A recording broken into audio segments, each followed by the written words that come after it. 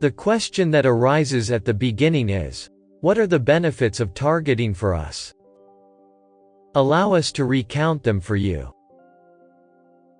1. Goal setting improves our mental image of ourselves, and having a purpose improves your present and gives you a better tomorrow. 2. A goal makes you aware of your capabilities and strengths and provides capabilities to overcome obstacles and solve problems. 3. Goal selection informs you about your weaknesses and inabilities and makes you alert.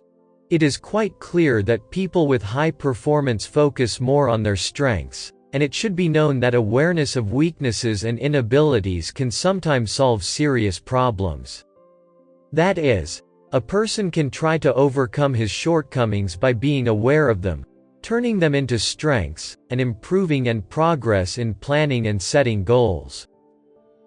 But being aware of our weaknesses can also inform us that it is better not to take too many steps in the areas where we are weak and to focus more of our efforts, energy, and time on the points that are our strengths and capabilities. Even if we are very interested in progressing in a field or taking a step in a path, at the same time, we have weaknesses in that path. It is better to choose another way or goal with strength and capability. Goal setting helps us to show us which way is better to take. 4. Setting goals or writing goals helps us visualize our desired goals in our minds first, follow them in practice, and implement them in our lives to achieve them gradually. Setting a goal puts a path in front of us so we can take complete steps in it and move towards what we want. Writing goals helps us to know clearly what we are looking for, what we want, and when we want to achieve it. Actually, when do we want to take practical steps to achieve it? Writing down goals forces us to categorize what we wish to, and when we know the priority in life, we can better decide how to move forward, making it more accessible. Goal setting ensures reality for us and separates it from wishful thinking and day and night dreams. Goal setting is very different from daydreaming. Because in choosing a goal, you follow a plan and a practical action to fulfill your dreams naturally, and you know what you want, how you should move now, and what your method of movement is. This movement program is completely measured, realistic, and timed at your disposal to guide you as a guiding principle to achieve your goals. Choosing a goal makes us feel responsible for life and take full responsibility for our personal life. And goal setting does this for us. By feeling responsible for the thoughts, decisions, and actions I have taken so far and now facing their direct and indirect consequences, both good and bad, I can strengthen my steps to move forward. If you do not firmly and responsibly decide what to do in any situation, you independently choose to delegate this role to others. Then in the future, you will face problems where you blame others for your failures, and you will blame them, while you are the one who gave them the authority to make decisions for you, plan for you, act for you, or tell you how to act. Objectives act as a lever to strengthen decision-making power. The power of decision-making is a very important skill we must strengthen. According to research, one of the biggest reasons for professional career failures is the absence or lack of decision-making. That is, when a person cannot make a timely and appropriate decision, he will face loss in the long run.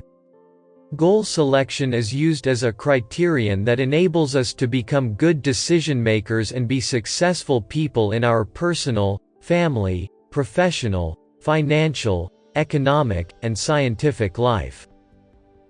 After this introduction, you may ask yourself, what are the basic principles of a scientific and correct goal selection? Here are some guidelines for targeting. I hope it will help you to formulate your plans based on it for the next year or 5 years. 1. Goals should include your personal goals. It means that you cannot be motivated by someone else's goals, or that someone else can set goals for you, or you can choose your goals in life based on what he likes. No one can choose your goals and ask you to follow those goals. You may be motivated and encouraged for a short time by someone else's dreams. For example, someone talks to you about their goals, and you are attracted to them. But it must be said that such goals will not last long and will disappear. Goals should come from within you and should be important to you. My goals are sacred and important to me, and other goals are important to others. You should set your goals based on your own needs and desires. 2. Goals should be expressed positively. The important part of goal setting is to provide a clear mental picture of what we want to achieve. Goals should be stated positively and keep away from the negative area. For example, I am not afraid of people anymore, and I will no longer be shy. Such goals are not good goals. The goal must be stated positively. That is, say what you want, not what you don't want. Like these goals. I will be honest with people from now on. I behave boldly in public. 3. The goal should be realistic and achievable, and within your ability. Not all goals can be achieved. 4. The goal should be subject to change in its characteristics. Remember that all our relationships with others begin with our relationships with ourselves. If we want to change how others treat us, we must first change ourselves from the inside. 5. Goals must be in writing. Although they are clear in our minds and we think we have a good memory, we must remember this important principle. We must write down the goals. Because writing the goals is implanted in our conscious and unconscious mind, and our mind actively and passively reviews it 24 hours a day, 7 days a week. 6. Goals should be challenging and lead you to new practical actions.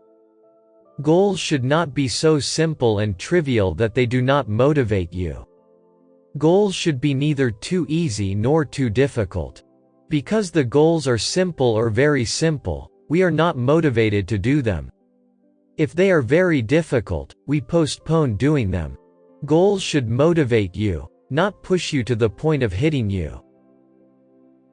7. Goals based on envy, stinginess, comparison, competition, and other non-constructive external motives are not good goals, and we should be careful about them. We live in a society that is constantly plagued by feelings of competition and indirect and direct jealousy. If we constantly compare what the other person has and I should have it, or I should have something that he doesn't have, or we look for what he is looking for, these will never take us where we want to go. 8. Always write the goals in the present tense, so your mind believes that you have achieved this goal. When writing goals, remember that we are not talking about the future. We do not say I hope, wish, or am very eager to do or will do this. Rather, we say that I am a daring person. I am a bold person. It means that this goal has happened in the present time, as if something has already been done.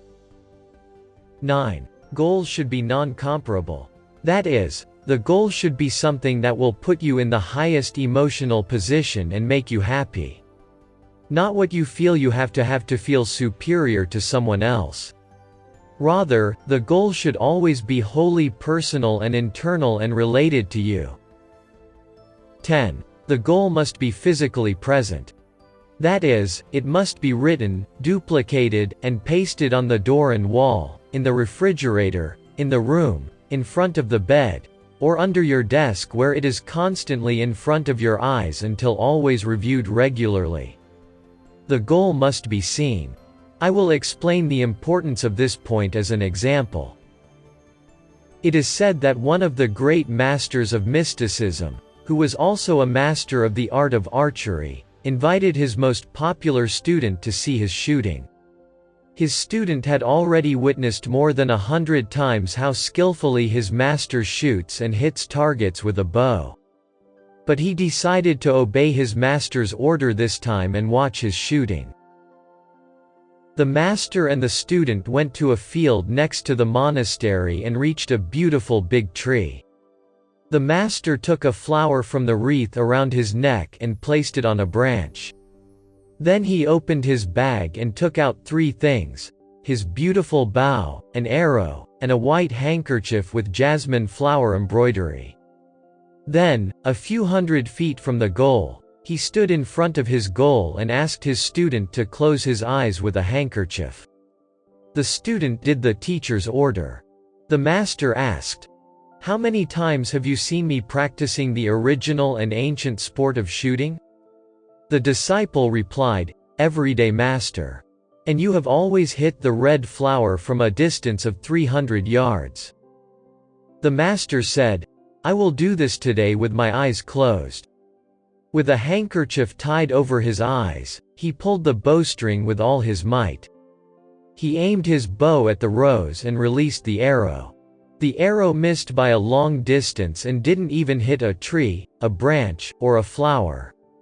After shooting, the master removed the handkerchief from his eyes and asked the student, "Did the bullet hit the target?"